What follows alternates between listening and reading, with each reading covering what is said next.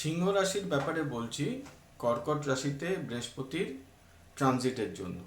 তো সিংহ রাশির যারা মানুষ, তাদের ক্ষেত্রে যেটা হতে পারে সেটা হচ্ছে মেডিকেলের বিল কিন্তু বাড়তে পারে, এবং হসপিটালাইজেশন এরও কিন্তু একটা সম্ভাবনা দেখা যাচ্ছে।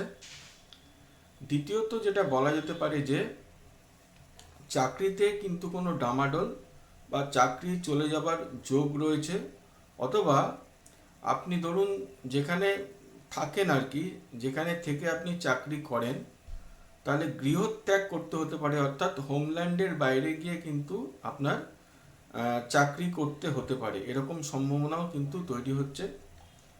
আর যেটা বলা যায় যে বিদেশে যাবার কিন্তু একটা সম্ভাবনাও দেখা যাচ্ছে যারা সিংহ রাশির জাতক জাতিকা। নমস্কার।